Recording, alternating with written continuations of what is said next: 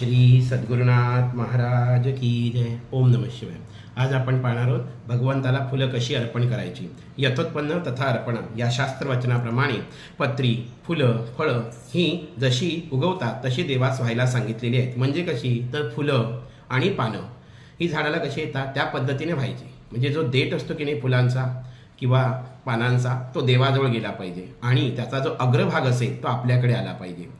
त्याचप्रमाणे बेलाचं पान वाहत असताना पिंडीवर ते नेहमी उपडं व्हायचं, कारण बेलाच्या शिरा ह्या भगवंताला लागू नयेत. तुळशीची पानं वाहत असताना मंजिरे सहट वाहिलेली तुळस भगवंताला अत्यंत प्रिय असते. दुर्वा, तुळसपत्र जे भगवंताला अर्पण करतोय त्याचा उगवता भाग, अग्रभाग हा आपल्याकडे आला पाहिजे, जेणेकरून भक्ती पुढे पुढे वाढत गेली पाहिजे असा त्यामागचा मानस असतो. आता व्हायची कशी तर मधली दोन बोटं आणि अंगठा ह्याने भगवंताला एक एक फुल व्हायला शास्त्रात सांगितलेलं आहे. अशा प्रकारे प्रेमाने शास्त्रोक्त फुलं भगवंताला अर्पण करावीत असं शास्त्र सांगतं. श्री सद्गुरुनाथ महाराज की